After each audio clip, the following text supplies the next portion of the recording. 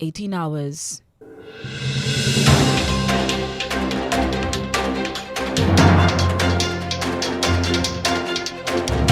The news from Guyana, the region and the world. Compiled in the News Talk Radio newsroom and powered by DemeraraWaves.com. The news comes to you compliments of KFC. It's finger licking good. With the news, I am Ruth Wilson. Good evening. First, the highlights. President Irfanali today outlined measures of incentives, amnesty, stiffer penalties, and a criminal change program to drive crime down across all 10 regions of Guyana. President Ali has issued a strong warning to businesses not to pass on relief measures the government implemented to consumers to cushion the effects of high cost for goods and services. Joseph Harman says the positions of opposition leader and leader of the People's National Congress reform should be held by one person. Mr. Aubrey Norton, who is among 4 persons nominated today to become leader of the PNCR, has outlined a plan to include more Indo-Guyanese in the party if he becomes leader. Leader of the Liberty and Justice Party and Deputy Speaker of the National Assembly, Lennox Schumann, is calling on the chairman of the Guyana Elections Commission to seek international help to hire a new chief elections officer. And government says it is dissatisfied with American Airlines services to the Guyanese traveling public, urging affected passengers to file complaints. In the region, a 60-year-old man in Trinidad and Tobago who tried to stop a car from falling over a precipice with 2 children inside died when the car crushed him. And internationally, talks are now into overtime as negotiators from nearly 200 countries try to strike a deal on tackling climate change. Boris Johnson calls on rich countries to put more cash on the table to find a breakthrough. Details of these and other stories in a moment.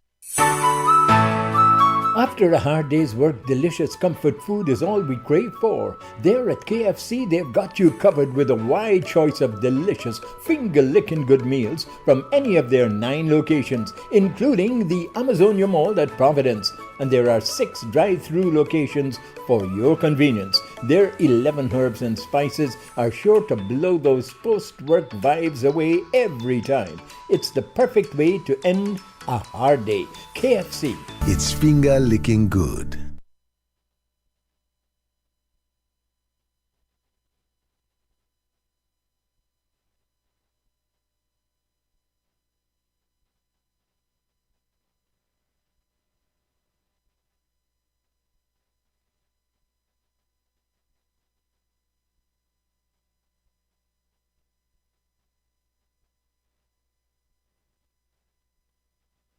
Failure to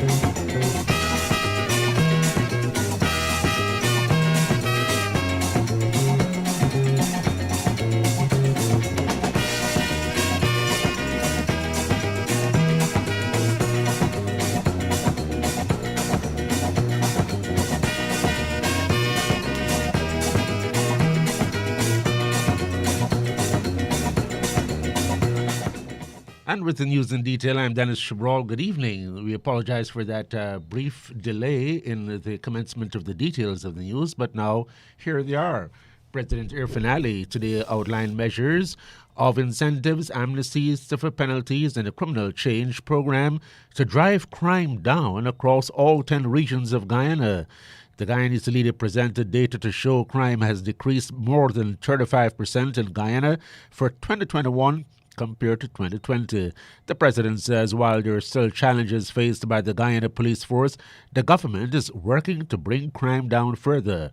President Ali says persons will be afforded a period of amnesty or face stiffer penalties. I've asked the AG to look at the laws and to apply the highest penalty, to propose an amendment, to apply the highest penalty of persons found with illegal weapons, because that is a major contributory factor to this. We're going to give a period for all those persons with illegal weapons to deposit those weapons, after which the law will be amended to give you the greatest penalty. The government will soon launch a program to encourage persons to stay away from criminality. Those persons with illegal weapons, or those persons who are associated with criminal activity, I have a message for you too. Very soon we'll launch a program, very confidential program, to bring you in once you want to change your life.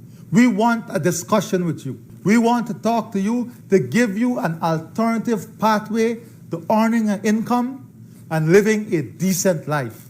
We want to work with you on giving you a better option at life. And we're going to be pursuing a program to directly interact with those persons also. President Ali says the government will be introducing as part of its crime-fighting strategy incentives for officers to solve crimes, coupled with accountability and better welfare. There are challenges. Crime has been decreasing, but we are still not satisfied. That is why we are going to strengthen our regional capacity. We are investing in human resource training and development. We are improving the working condition, and we are going to improve the whole welfare package for our men and women in uniform. And we're going to hold them more accountable. Greater presence is needed. And we're going to incentivize those who are high performers. These are the things we'll be doing. President Ali outlines too that all regions will have closed-circuit cameras installed and connected to the national monitoring system, and intelligence gathering will play a major role in reducing crime going forward. President Irfan Ali also issued a strong warning to businesses not to pursue profiteering, but pass on relief measures the government has implemented to consumers to cushion the effects of high cost of goods and services. While not announcing new measures in an almost 1 hour address to the nation today, President Ali says the government has implemented several steps to ease the burden of the high cost of goods and materials imported. The president says business owners are benefiting from those measures and must pass them down to consumers. The measures that we're implementing to help the importers, to help the farmers, to help the consumers, to help the producers, we expect them to act in a way that befits their moral responsibility to the consumer. And that moral responsibility is to pass on the benefits that you receive as a result of this intervention to the consumer, to minimize the impact to the consumer. This is a global challenge that requires us to act collectively, that requires us to support each other. This is not a global crisis that anyone should look at profiteering off. The government has repeatedly called on local businesses and manufacturers to ensure consumers benefit from measures implemented to cushion price increases locally. President Ali says it's the consumers who will ultimately bear the brunt of the price increases. The net effect of this inflationary pressure is the increase in prices. That is the net effect.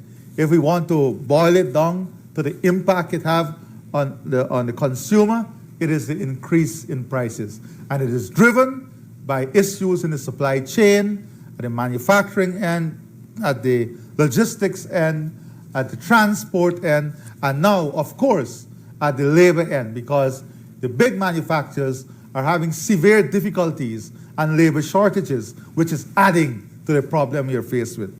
Consumers are calling for the government to put measures in place to monitor prices, as complaints are still ongoing that the rise in costs for goods and materials and basic household items are skyrocketing instead of falling. On the political scene, Joseph Harman says the positions of opposition leader and leader of the People's National Congress Reform should be held by one person. Tracing the history of the PNCR, Mr. Harman noted as its founder leader, Forbes Burnham, had also been president. Likewise, Presidents David Granger and Desmond Hoyt had held both positions. Robert Corbyn had also been opposition leader and PNCR leader. Mr. Harman told reporters at Congress Place, the PNCR's headquarters, that it is time to go back to that system. So I think there is a pattern of these two positions merging. I am the leader of the opposition now, but I'm not the leader of the party.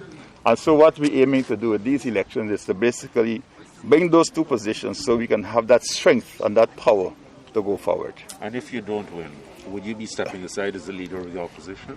No, well, it's not a process like that. If I don't win, I can say to you, I will continue to work with the party for the strengthening of the party, for the unity of the party, so that we can beat the PPP. But Mr. Aubrey Norton says if he's elected leader of the PNCR's internal elections, the party will have to decide whether Mr. Harman will remain as opposition leader. Any sensible politician will not make statements on an issue before the time arises. Once we're through with the election, Joseph Harman is a member of the party, and it is the task of us in the party to sit down and work the way forward. But I do not believe at this stage that I'm perpetuously disposed to making statements before I consult with the leadership and we take a collective position. Aubrey Norton, one of the major contenders for the position of leader of the PNCR.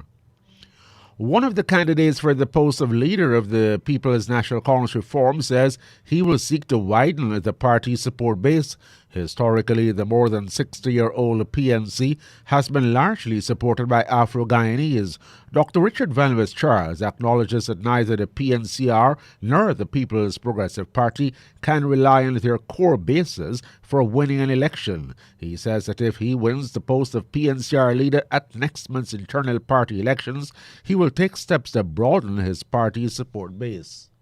So one has to be willing to go to the different ethnic groupings, talk to them, listen to them, hear them, what are their concerns.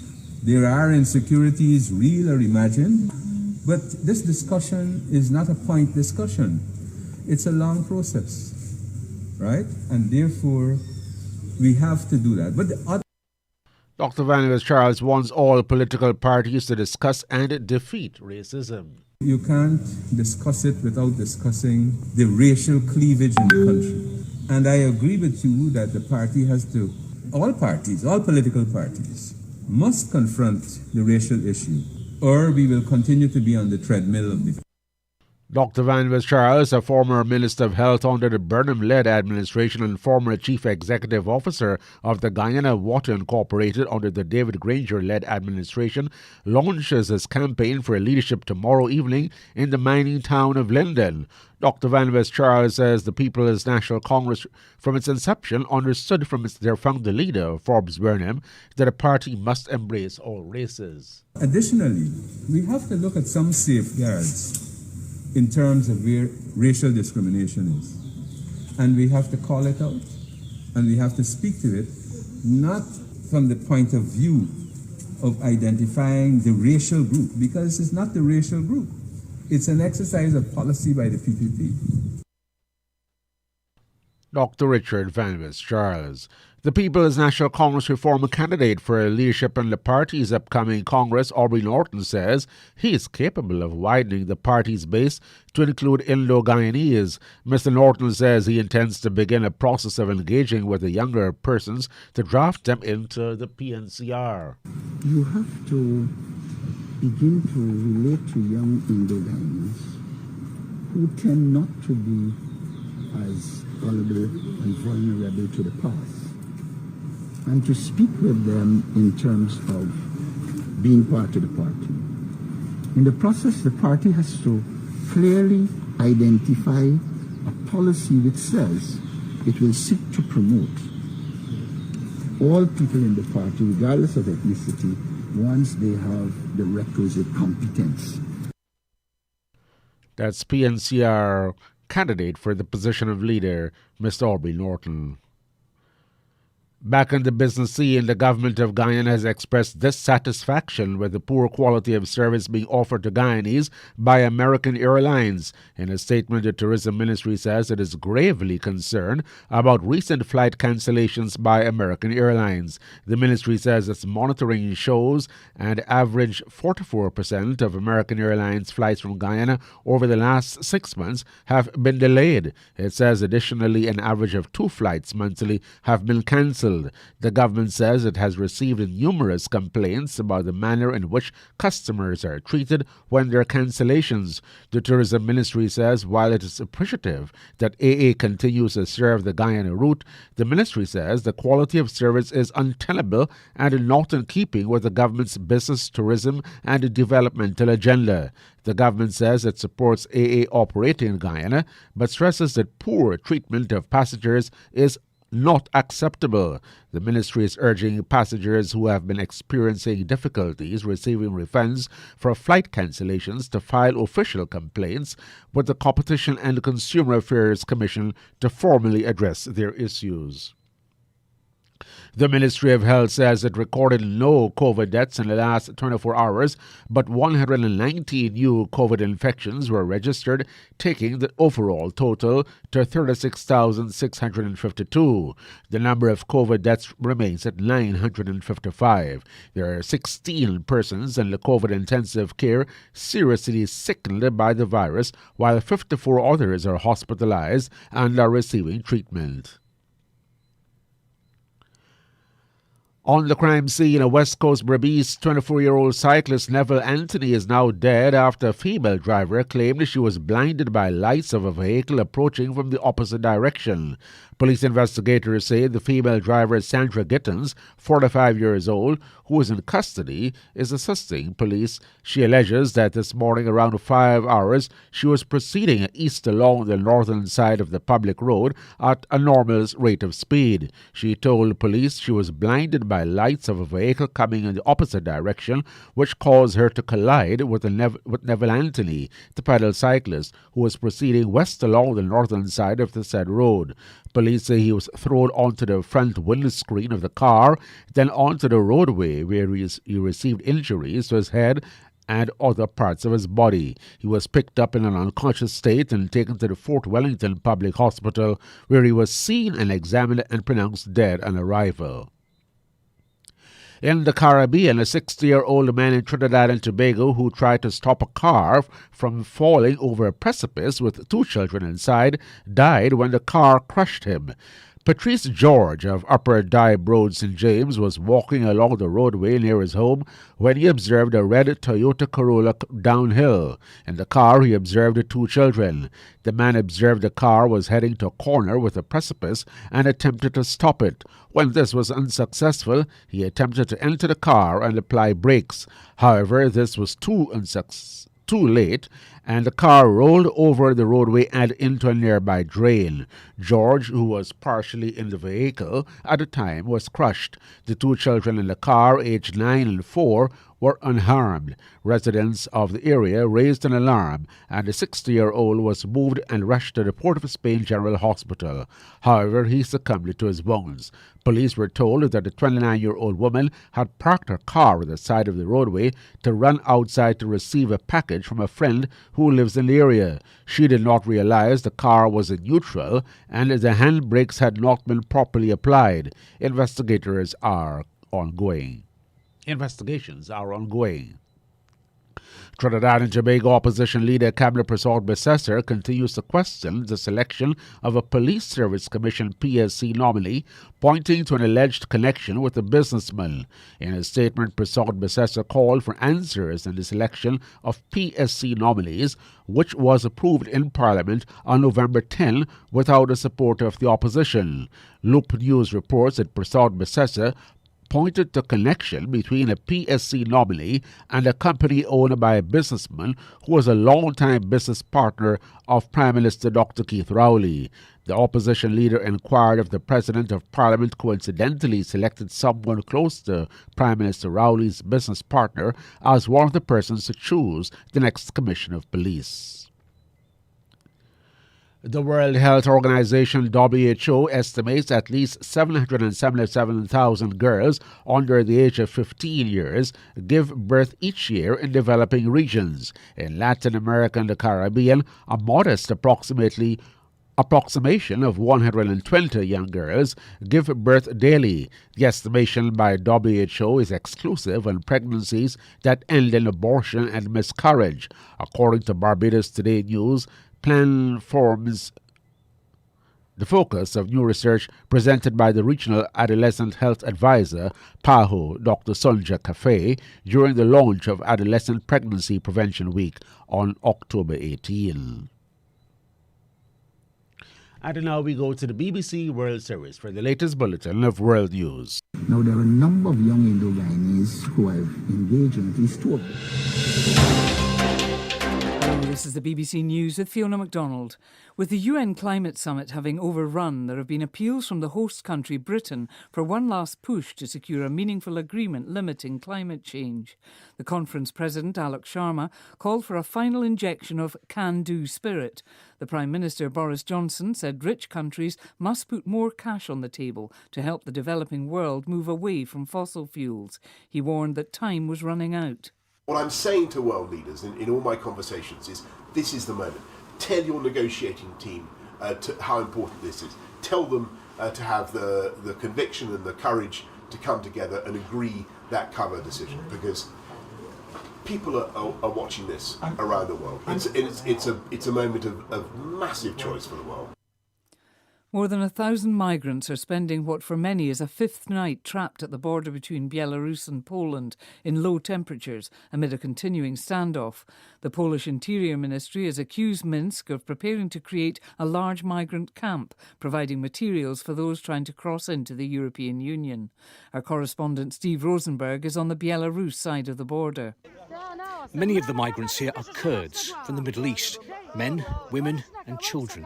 They've made their way to Minsk and from Minsk to here, hoping to cross into the European Union.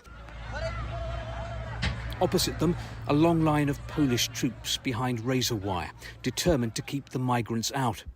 The EU claims that Belarus has engineered this crisis. It accuses Alexander Lukashenko of using these people as political weapons. Belarus denies that. And some news just in. One of former President Trump's allies, Stephen Bannon, has just been indicted by a federal grand jury. He's been charged with 2 counts of contempt of Congress in connection with his failure to comply with a summons issued by a House Select Committee. The panel is investigating the breach of the US Capitol by protesters on the 6th of January. The French President Emmanuel Macron has ended an international conference on Libya by stressing the importance of the next 6 weeks, with elections due on December the 24th. He said the first steps had been taken to pulling out foreign fighters and called on Turkey and Russia to withdraw mercenaries without delay. Sebastian Usher reports. The conference hosted by President Macron drew leaders of some of the countries most closely involved in Libya's affairs, including Egypt, Italy and Germany. But Russia and Turkey sent only lower-level representatives in an indication of a continuing discord between those outside Libya as well as within. Those divisions were clear in Mr. Macron's demand for both countries to pull the fighters they support out of Libya. The urgent rhetoric from the Paris conference underscored the vulnerability of the transition process. World News from the BBC. The United States has placed sanctions on Eritrea's military, its ruling party and 2 officials, accusing all of contributing to the war in the Tigray region of Ethiopia. The US Treasury Sanctions Office condemned Eritrea for undermining the stability and integrity of the Ethiopian state, resulting in a humanitarian disaster. The Dutch government has announced a 3-week partial lockdown to try to control surging coronavirus infections. From Saturday evening, physical distancing restrictions will be reintroduced. Opening hours will be being limited and spectators will be barred from sports events. All who can must work from home, and people can invite only 4 guests a day into their homes. At a briefing by the World Health Organization, Dr. Maria van Kerkhove said it was no surprise that cases in some European countries were on the rise again. The patterns that we are seeing across Europe, the patterns we're seeing across the world, are entirely predictable. Because when you lift public health and social measures, when you lift the rules around masking and distancing and improving ventilation, avoiding crowds, in the context of variants, in the context of increasing social mixing, in the context of limited vaccination, you're going to see the virus thrive. And that's exactly what's happening right now.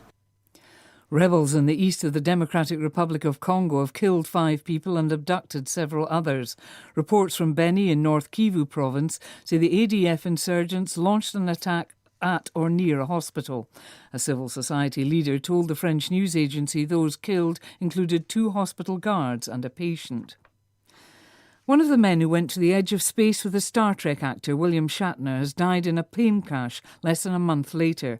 Glenn de Vries was aboard a single-engine Cessna which crashed in Woodland in New Jersey on Friday. The other person on the flight was also killed. BBC News.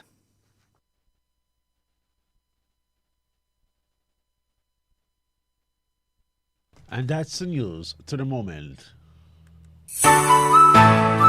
Is it a special occasion? Are you on a budget but still want a filling and also mouth-watering meal? Look no further. KFC is here for you at 9 locations and 6 drive-thrus, including the Amazonia Mall at Providence, which now delivers from Shore Base to Little Diamond. Call 632-0533, 6080-162, or 503-3591. KFC. It's finger-licking good.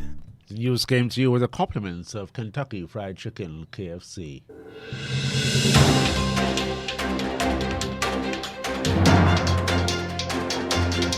This has been the news, compiled in the News Talk Radio newsroom. For ongoing updates, visit demerarawaves.com, and you can check facebook.com/demwaves and twitter.com/demwaves.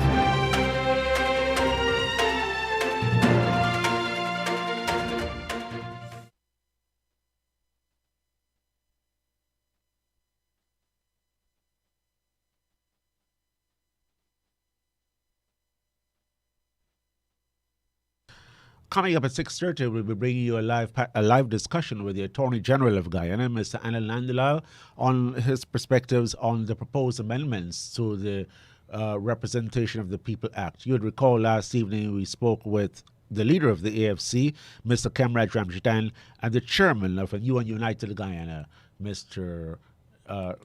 Jonas. So stay tuned.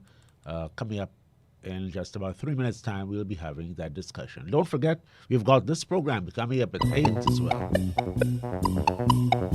Enjoy runs Rendezvous every Friday at 20 hours right here on 103.1 FM.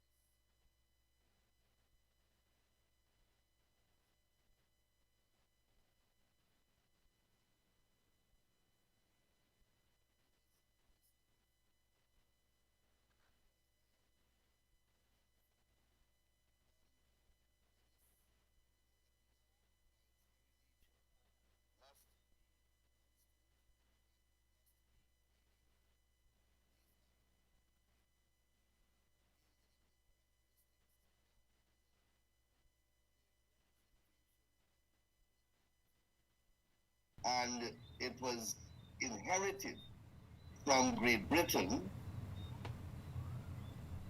largely inherited from Great Britain, from a legislation that was enacted in that country about 50 years before that.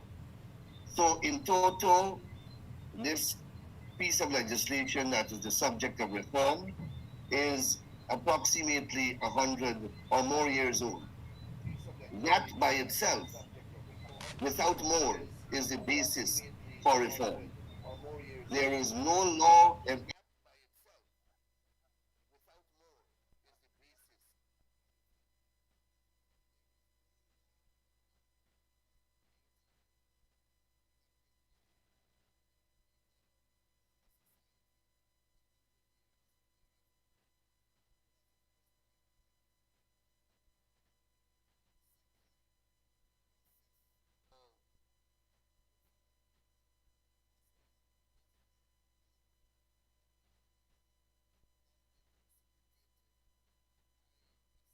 second of unprecedented general and regional events, which ensued March 2nd, attracted international attention, and these events attracted international attention and were regarded as acts of grave public notoriety. As a nation state, democracy Guyana was on the brink.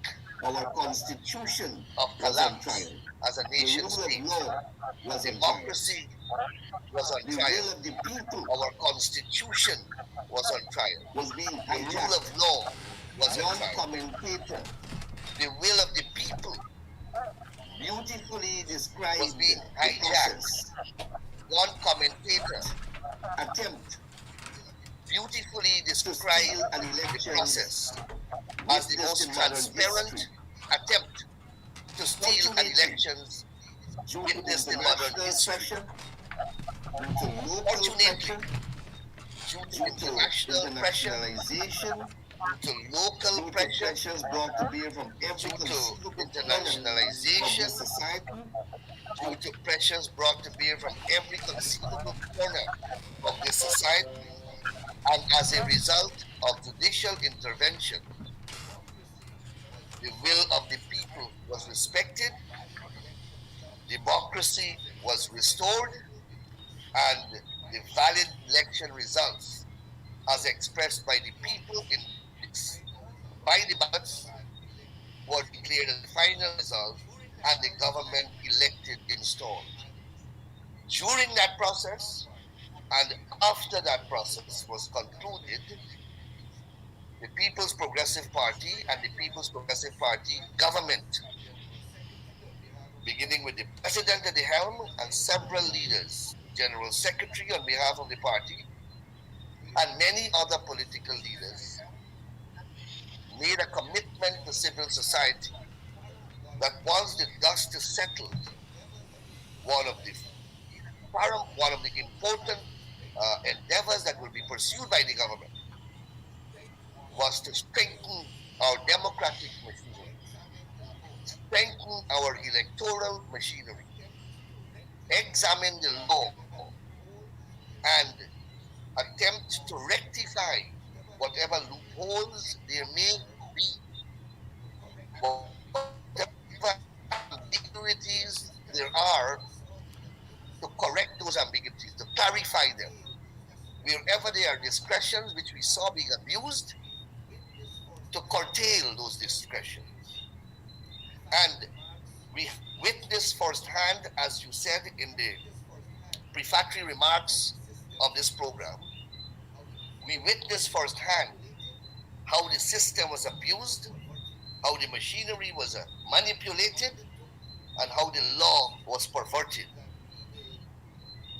We undertook and we promised that we will address those issues specifically.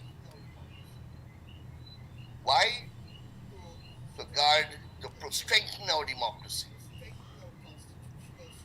to strengthen the rule of law, to strengthen our constitutional structures and organs, and to ensure that our electoral machinery is strong, is durable, is transparent, is accountable, and can continue to inspire the confidence of the populace. Nothing is more important for an electoral machinery than that it must enjoy the confidence of the electorate in the society in which that machinery has to function. No one who is interested in democracy, who is serious about the rule of law, who has Guyana's interest at heart, will oppose the principles which inspired these amendments. One may have disagreements with certain aspects of the amendments, and that is understandable, that is acceptable, that is how a democracy functions, and that is the reason why we have consultation. But if you are going to part company with us on the basis of the reasons that inspired this exercise, then I don't believe that such a person has Guyana at heart. I don't think such a person is interested in democracy. I don't think such a person is interested in an election results reflecting the will of the people. So, Dennis, those are what I will predicate as my opening remarks in terms of putting these sets of amendments in the perspective that they should be put in terms of why we have gone this road. AG, one of the concerns that has been raised is why didn't the government use the Law Reform Commission that was recently established to push through these amendments so that you can use the required expertise and the government can now sit back and say, okay, well, here's what you propose, and in so doing, it may achieve a wider degree of public consensus rather than the perception being in some quarters that it is the government that is trying to ram this down the throats of the opposition. The perception being in some quarters that it is the government that is trying to ram this down the throats of the opposition. First of all, let me say, Dennis, that any reasonable person would conclude that the current opposition, currently constituted, would have an objection to this exercise. Why?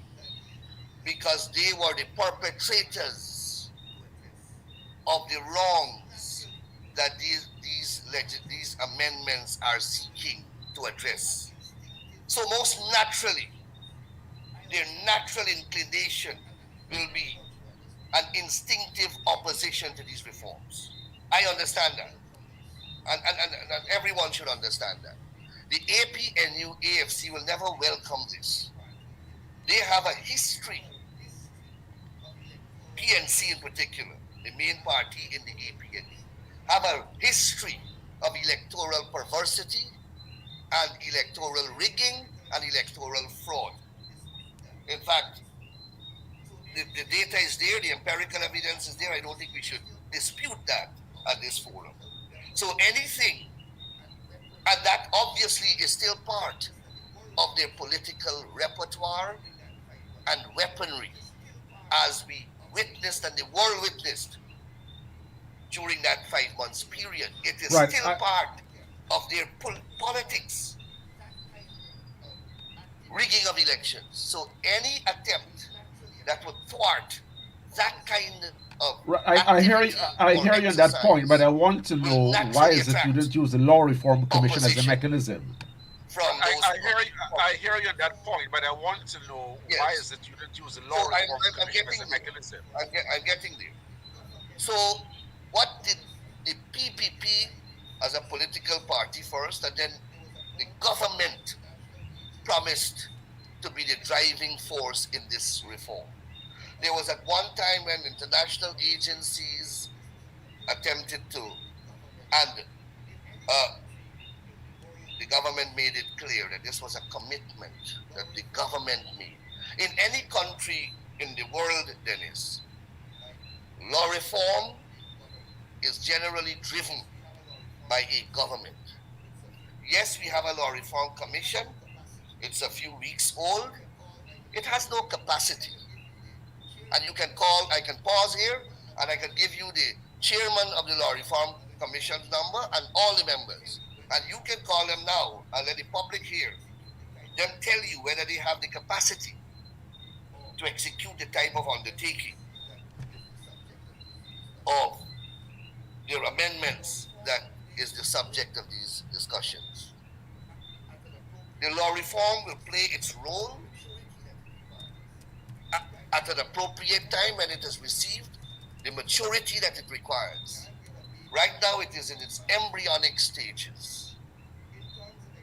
You can't give a baby to do a man's job. In terms of experience, our government and our party have experienced personnel, knowledgeable personnel, who have participated in more elections than personnel in any other party in Guyana. I heard it said last night on your program that Lowenfield is an expert in electioneering, and Gokul Bodu is an expert in electioneering. Maybe they are, but we have in our party and in our government persons who are equally qualified and perhaps more experienced, because we have participated in every election in this country since 1953, when electoral politics on a mass base was introduced in Guyana. So that is how one of the other issues that has popped up is the rationale for breaking up Region 4 into sub-districts. Only today, an executive member of the People's National Congress Reform, Mr. Aubrey Norton, said that this was a plan being hatched by your party and government to rig future elections, because now it will lead to the creation of more parliamentary seats. Why would you want to break up? First of all, why would you want to break up Region 4 into 4 sub-districts? Why would you want to break up? First of all, why would you want to break up Region 4 into 4 sub-districts? Dennis, in your preambulatory remarks, you made reference to what transpired after the March 2nd elections. You and I know that the controversy erupted in relation to the tabulation of the results of Region 4. Not in relation to Region 10, not in relation to Region 1, 6, 5, 4, or 2, or 5 or 2. It was in relation to Region 4. That's the first thing. Secondly, Region 4 is the most populous region, and it's unfortunate. When I say populous, I mean populous compared to the other regions of Guyana. But it's of picayune size when one compares it with other electoral districts in the world. When you speak about countries like the United States of America and India, etc., it's a drop in the ocean, unfortunately. Unfortunately. It's counting of the votes, just a few thousand, threw the entire country into chaos, and we know what happened. It's Region 4. That is, and if we are going to address the issues that arose, and if we are going to reform the law in relation to addressing the problems that arose, then we have to look closely at District 4. Let me assure you, Dennis, that the division of Region 4 into sub-districts, one and all the other proposed amendments, none of them are intended to give any political party an electoral advantage. Aubrey Norton should be the last person to speak about election rigging. He very shortly may be the victim himself of election rigging in an impending event. We will hear about that shortly. So Mr. Norton, unfortunately, has no qualifications nor moral standing to speak about elections rigging. That's the first thing. Mr. Norton has advanced no reason, no sensible reason for his contention that the subdivision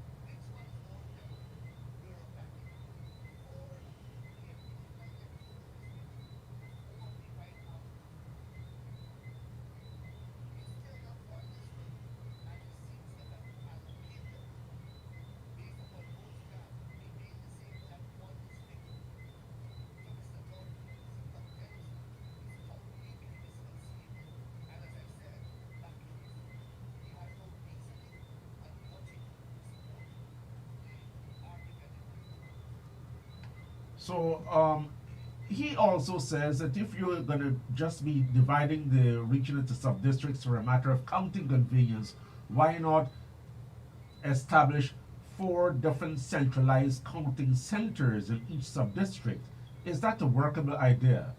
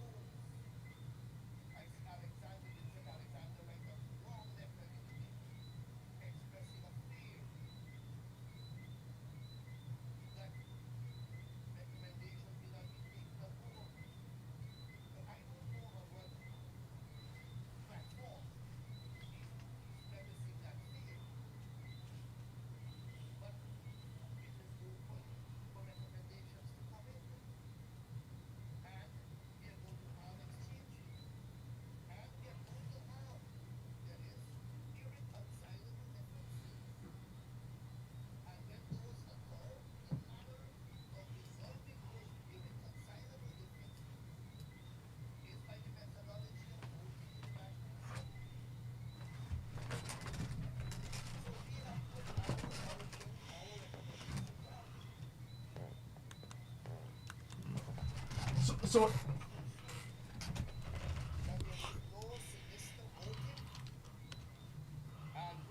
these are not in any form or fashion designed to enhance the political fortunes of any political party. Expressing a fear the political fortunes of any political party. Certainly not the People's Progressive Party. And Dennis, of all the criticisms that I have heard, I have not heard a single criticism in which a single provision of these amendments have been identified and flagged as an amendment that can create an advantage over the PPP or for the PPP.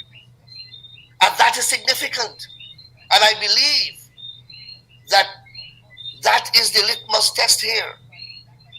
If the accusation is that it has come from us and somehow that by itself can be wrong, we are the government. We promise this. We are the government. We have to take laws to the parliament. That is the conventional role of the executive government.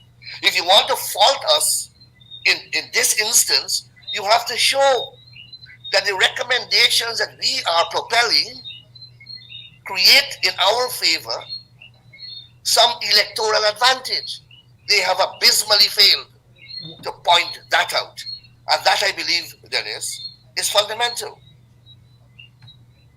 And that demonstrates why such hefty the objective and dispassionate nature of these recommendations. For instance, life sentences. Why such hefty fines and sentences? We're talking here about, for instance, life sentences, fines of up to $10 million.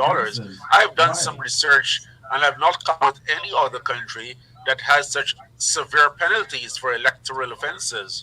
Why? All right. So, Dennis, as Bruce Golding said, the former Prime Minister of Jamaica, he has never seen such a transparent attempt or such transparent attempts to rig an elections as he saw in Guyana. Analyze that statement. It means that the vulgarity that we witnessed in that 5-month period has never been seen before. The 28 years of rigging, where 2/3 majority was won in about 3 elections by the PNC. Such magnitude of rigging has never been seen in the world. In the 1985 election, the PPP got 9 seats out of 65.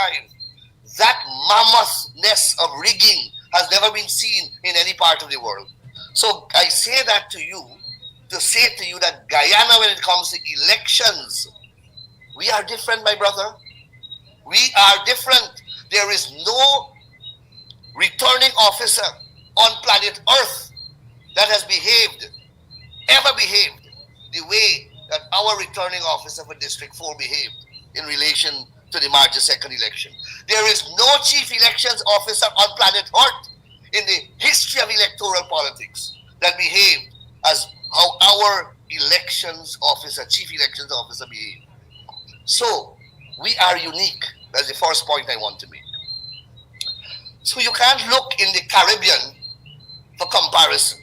You can't look in the Commonwealth for comparison because you can't find comparative rigging and fraud in anywhere in the Caribbean or the Commonwealth of the magnitude and nature and vulgarity that we saw here. So that's the first point.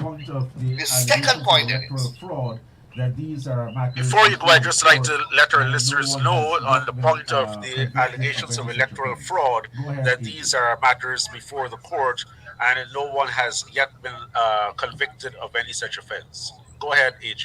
Yes. So the second point I want to make, when an election is rigged and the party that the government, that the party that the people elect is prevented from forming a government, you know what is the effect of that? That is analogous to a lawful government being overthrown by tyrants. That is the legal analogy that I want to draw. When the democratic will of the people is denied and those who are not elected are imposed as a government, it is akin to a coup d'etat unlawfully. When that happens, persons who commit those types of offenses are charged with offenses of treason and related offenses. Do you know what is the penalty for that? Death. Death is the penalty for treason. That's the second argument I want to advance. The third argument I want to advance, Dennis, is that it is a law must have a deterrent effect. Punishment must have a deterrent effect. If you're doing nothing wrong, why you want to rig an election? Why do you want to participate in an illegality? Why? Why do you want to interfere with the will of the people? Why do you want to pervert the electoral machinery? Dennis, these things affect, we saw in Guyana, we lived through in Guyana, the degradation and destruction that flowed from the absence of democratically held elections. Thousands of families were destroyed. Guyana was pauperized. What happened with a $5 million fine if a person is found attempting to put Guyana back in that state? Destroy so many hundred thousands of lives. Destroy so many young people's future. You don't think life imprisonment is an appropriate penalty? I think so. But again, that is not the final position. That may be my view. The consultations and the political majority can change that. But that is why it is out there for consultation. In relation to the number of the offences that are being proposed, offences and penalties. Actually, one of the concerns being raised, though, in relation to the number of the offences that are being proposed, offences and penalties, is that it is not structured in such a way to give people the leverage to argue their position even before a court of law, to the extent to show that it was either intentional or not. We're talking about knowingly committing such offenses. The law does not provide for that. The proposal. All right. Dennis, I heard Mr. Jonas raise that argument, and Mr. Ramjatan, who came on your program and clearly did not read the amendments, and that is my frank observation with the greatest of respect to Mr. Ramjatan, parroted what Mr. Jonas said. Mr. Jonas put forward an argument that well, I don't know how many, but he said that he looked at some of the offenses and they were what you call strict liability offenses. Now, let me briefly explain, Dennis, that a crime consists of two elements: the mental element and the act of doing the act itself. So you have what is called mens rea and actus reus, and it's the coming together of those two that a crime is committed. So a man must have the mental element, the intention to do the act, and then he must do the act. Only when the two coincides, then you have a crime. I have looked at the series of offenses, I have them here. And I can't find what Mr. Jonas is talking about. Now, let me tell you how strict offenses operates. Strict offenses, first of all, it's on the decline, because the policy of the law is that a man must not be convicted of a crime unless he has the intention to commit the act. And that's the policy of the law. So wherever, for example, a statute is silent on intention, the tribunal is empowered in law to read intention as a requirement of the statute. So, and there are certain offenses where it is inseparable. Intention and the act is inseparable. So you are found with cocaine in your pocket. How can you possibly say that you didn't intend to have cocaine in your pocket? In the ordinary course of things, a man is taken to know what is in his pocket. So in such a case, the intent and the act goes together. Now, there is no such juridical offense here in these volumes. I can't find one. But I don't have a problem, Dennis, where knowingly can be inserted to insert it if it is to make it clear that intent is required. Naturally, intent is required for all these offenses. It goes without saying. It's a very narrow category of offenses which do not require mens rea, and it is most times possession offenses. So I don't buy that argument, but if it is that there are instances where words like knowingly can be inserted, in principle, Dennis, I have no objection to that. That's good lawmaking, if it can make the offense clear and help the arbiter and adjudicator who will have to interpret this law, makes it easier for them, then that's okay.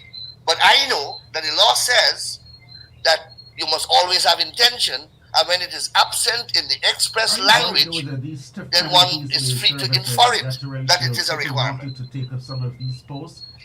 Are you worried, though, that these stiff penalties may serve as a deterrent to people wanting to take up some of these posts, even with the best of intentions?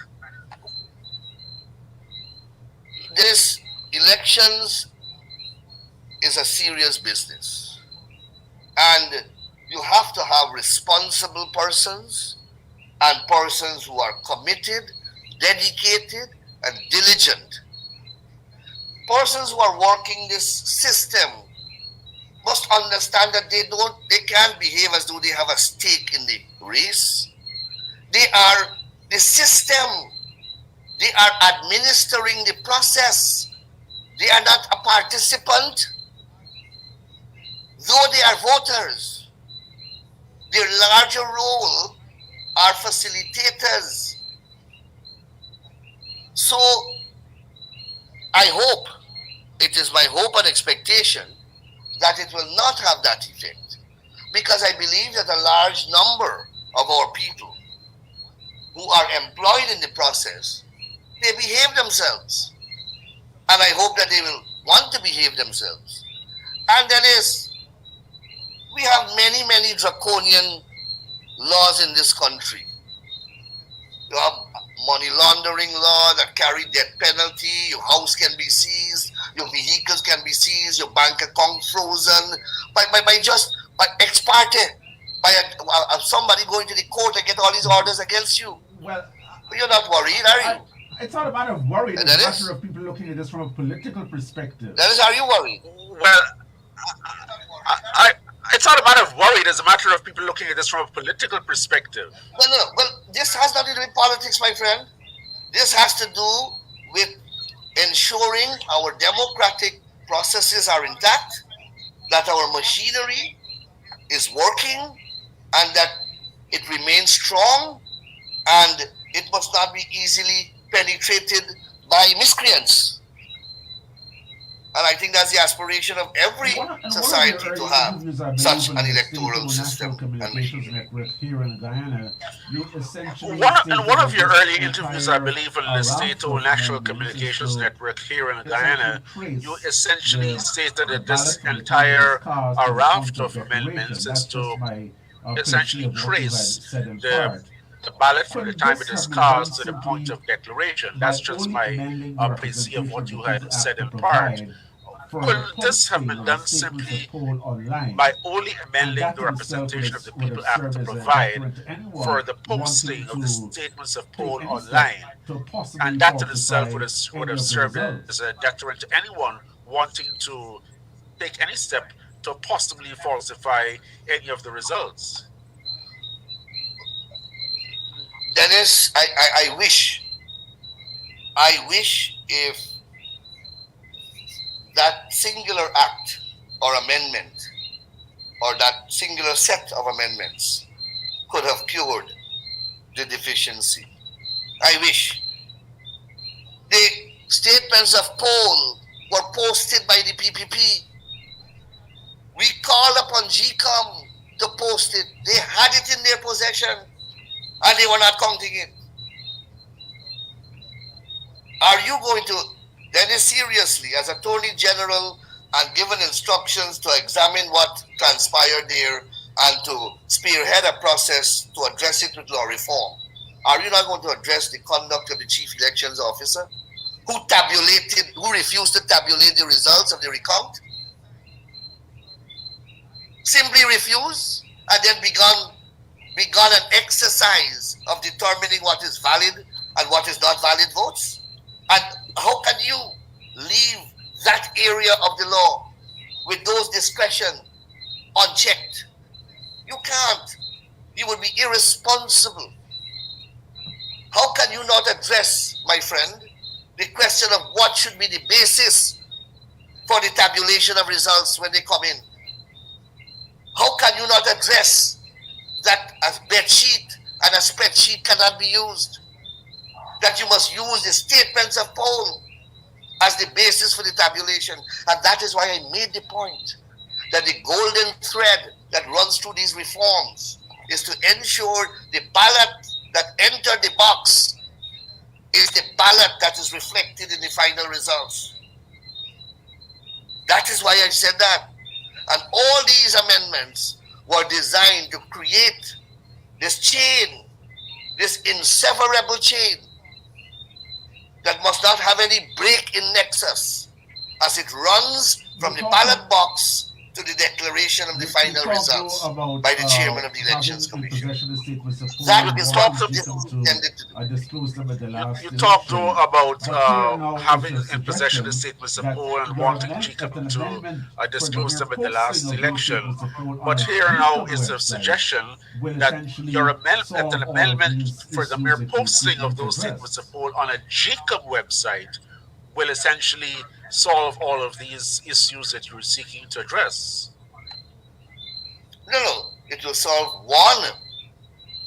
These amendments are in a group. They are in a cluster. One can't pluck out one and say that it will solve the problem. I don't think so. They are a collection of amendments that were considered to be appropriate to address the collective malady which we saw afflicting the system for 5 long months. Leverage to the Elections Commission to could you have instead given voters, the number of voters in any given area, rather than putting it in the law, given the fact that the population distribution may decrease or increase depending on the economic and socioeconomic circumstances of the country? Why put a fixed figure in the law? There's economic and socioeconomic circumstances of the country. Why put a fixed figure in the law? No, if you look at it, it's not it's a no less than, or no more than, sorry. It's no more than, you can have less. And then that is designed to specifically address the issue of what I considered to be, what I saw and interpreted during the last elections as a deliberate strategy to affect PPP strongholds by limited number of polling stations that would have kept voters in the line for long periods to make them disenchanted. That is what that was designed to. Dennis, let me tell you, as 2 days or 3 days before March the 2nd, on the east coast of Demerara, where I have responsibility, we did not know where the polling stations are. The people did not know where the polling stations are. We were still going night with GCOM and the opposition, the then government party, into the villages to identify places for polling stations. Here we have the polling stations must be named and identified long before elections. And they must be strategically located so that they make easy access to the people, and voting must be done in a comfortable and convenient way. You don't have to go line up in the hot sun. You must go there, vote, and move on. Our democracy must become comfortable, not burdensome and a war zone, as we are accustomed to. Person must feel safe, comfortable, and they must feel that their integrity is intact when they go to cast a ballot. They must not be looking over their shoulder, see who and how many people you got to really. You're harassed. I had to go and distribute. You had to. Election day, people really needed help because of the way that the polling stations were laid out. These amendments, my friend, are intended to address those issues for every political party, my friend. No voter in Guyana should be waiting in the line for 1 hour to vote, or 2 hours in hot sun, on a tarmac, bitumen tarmac. You only heat penetrating, 90 degrees Fahrenheit. People are fainting on elections day. This is intended to address that, my friend. I was about to ask you whether it was coming out of the People's Progressive Party's experience, specifically for its supporters, that you decided to include this particular amendment.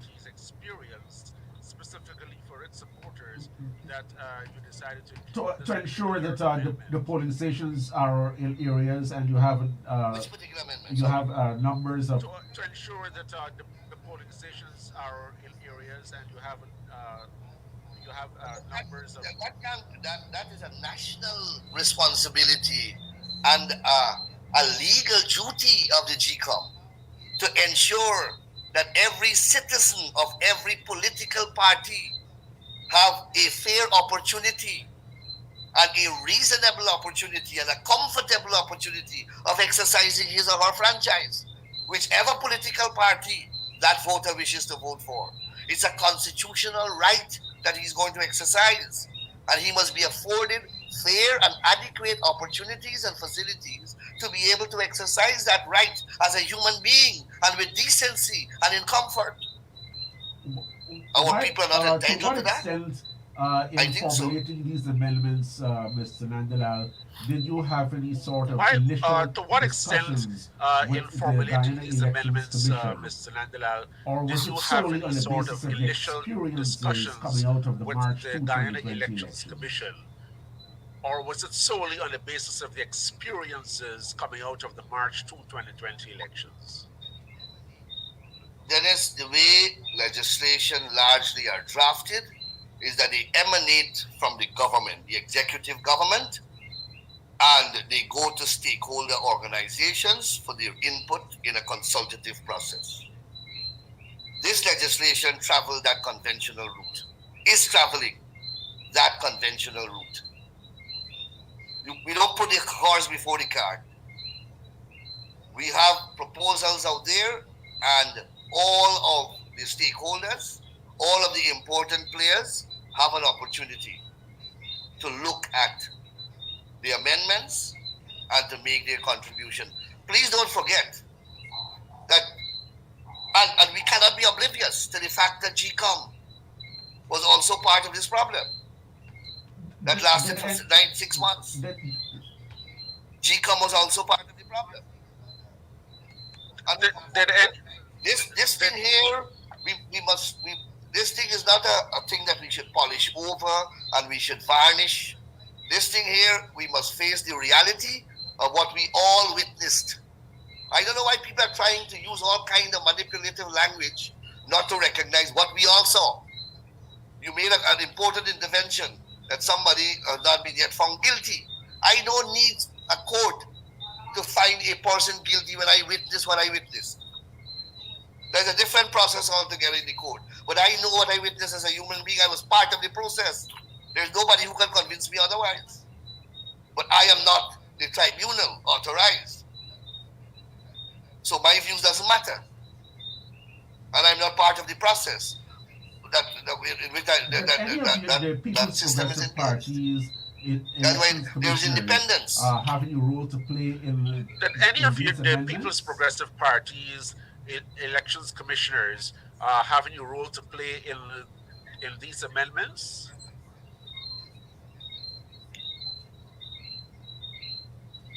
Dennis, as I said to you, these amendments have been sent to GCOM. They are being considered by GCOM, they are being considered by civil society, they are being considered by the political parties out there. What I'm trying to gather from you is, I understand what you're saying about the role of the government and so on. I was just But what I'm trying to gather from you the is I possibility of understand whether what the you're saying about experiences the of role at of the least government half of the and so on, commission were but I'm drawn trying to upon draw to, the as possibility part of of whether the the input into the experiences of crafting at of the least proposed half of the amendments. commission were drawn upon to as part of your input into the crafting of the proposed amendments. Okay. I am not sure And how what do you role they foresee played, this if any. consultative process going? I'm Face not to sure. face, back and forth correspondence, And how do you email, foresee this consultative process Zoom? going? Face What to is it? face, Or just back and forth correspondence, email, My my Zoom. my my, my What is it? colleague, Or my just colleague, no, my colleague El Teixeira, who is responsible for parliamentary affairs, is charged with the responsibility of carrying out that exercise.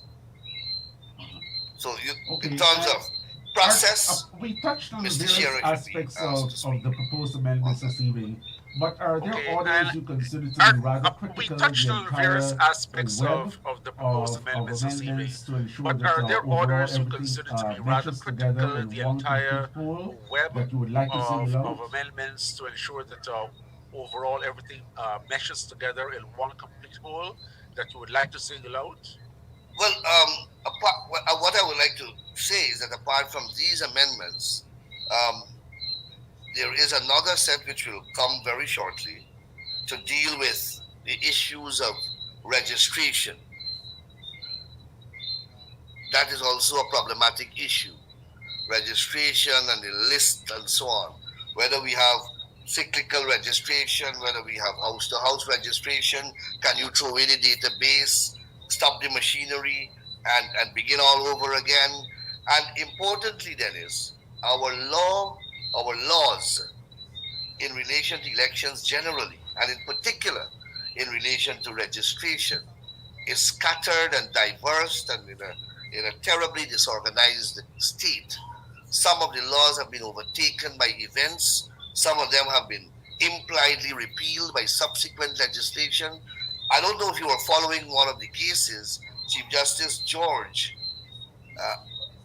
went at great length to lament in one of her rulings the disorganized and disarray state that the electoral laws are in Guyana. So that is another component of this exercise, which we will be speaking about shortly once the proposals are out. Remember, we said that we are going to review from the registration of the elector to the declaration of the final results, the entire gamut of statutory provisions. Election, then, is a statutory process. Every step of the way is the subject of a statutory provision in chronological order. I heard Mr. Jonas says that it's a very, very complex thing to understand. It's not. The legislation may be a little cumbersome, and that's why we are trying to simplify it. As I said to you, it's 100 years old. It's 100 years old. So, by sheer passage of time, by sheer age, it requires review. Can be done Any preliminary thoughts, though, on how the removal of the names of deceased persons can be done in I don't want not a set of proposed amendments? No, Dennis, I don't want to be premature. I prefer that the amendments are out and they're approved and then out, and then we can discuss it. Please appreciate that. Yes. And any time frame, though, when that will be out? That should be definitely within 2 weeks. What does just going back a bit on your whole thought processes about the what does just going back a bit on this on your whole thought processes any idea about the, how you think the representation appointment of the people process should go? I after know the chief GCOM is an elections independent officer body and so on. constitutionally. Any And has idea the remit to about make how you think the whatever appointment procedures process and should so go? I know on. GCOM is an It independent body sees the script for the constitutionally appointment or and the has removal the of remit persons. to But do make you have any whatever thoughts of your procedures and own so on. about how It perhaps sees as such fit a for the person should be appointment or the appointed, what removal of criteria persons. should be used? But do you have any thoughts of your own about how perhaps such a person should be appointed, what criteria should be used? I don't want to comment on the process that GCOM should use. I see a lot of persons are commenting on it. I hope that it is a process that will inspire trust, because that's the big deal here. Whether the populace trusts GCOM. There's a big public confidence issue here. So whatever process is arrived at, it must be one that inspires the trust and confidence of the populace, the public. Obviously, it must be transparent, it must be fair, and it must be based upon merit. Merit. Meritocracy can be an unruly horse. But once you jump on that horse, it will take you to the right destination. And those are, to me, the fundamental tenets Attorney General, that any process speaking employed with us this evening about should embrace. the implications of the proposed amendments in representation. Attorney General and speaking with us this evening about any final thoughts, any points you'd like to of the stress proposed and amendments emphasize in representation of before we wrap up this evening's quickly program? before we go, AG, any final thoughts, any points you'd like to stress and emphasize before we wrap up this evening's program? I want to take this opportunity, Dennis, to invite every single Guyanese to get a copy of these amendments and try to acquaint themselves with them. To make a contribution, make a suggestion, make a recommendation. I encourage every organization to do that. Don't look at this thing with any prejudice and preconceived notions. They're not intended to harbor those. They were not intended to have that kind of impact. Look at them dispassionately, look at them objectively, and work with us to help us strengthen our democracy. That is what this is about. This is not about PPP. This is about making Guyana good and Guyana strong. We all saw, Dennis, we all saw the possibility of how close we were perched on that dangerous precipice for 3 months.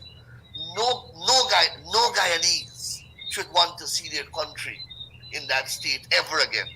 No political leader who has this country at heart would ever want to see Guyana there. This is one of the main reasons that can put us back there. So work with us. This is a consultative process. I want to believe that it will be responsive and responsible, and that sensible and constructive recommendations will be taken seriously.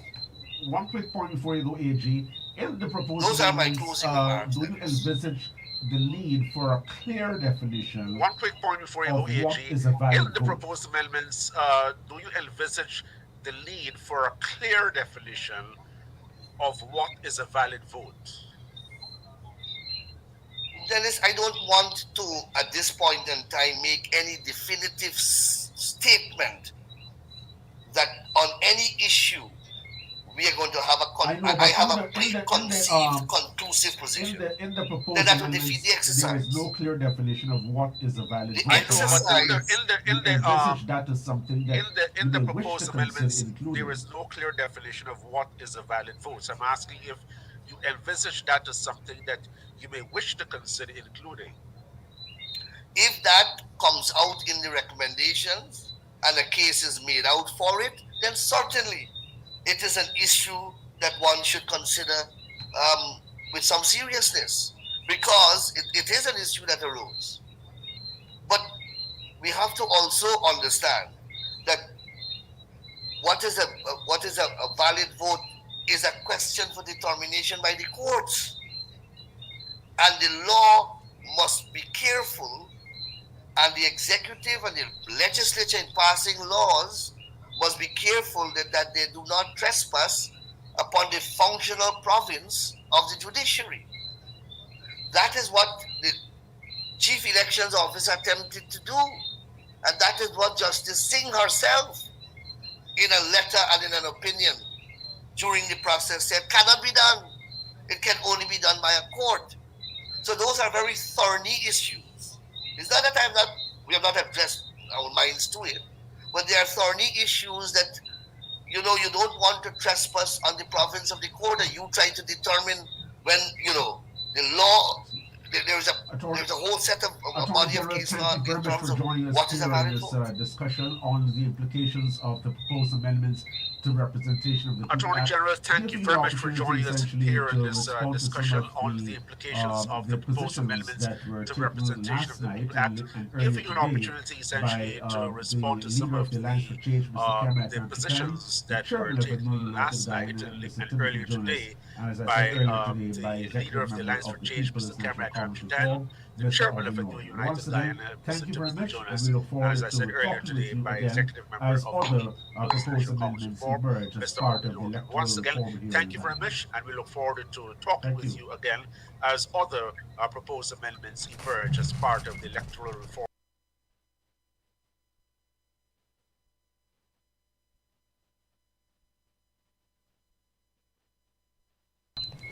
This is News Talk Radio Guyana 103.1 FM. And now we prepare to stand by for Ron's Rendezvous here on 103.1 FM. Ron's Rendezvous coming up at 8 o'clock.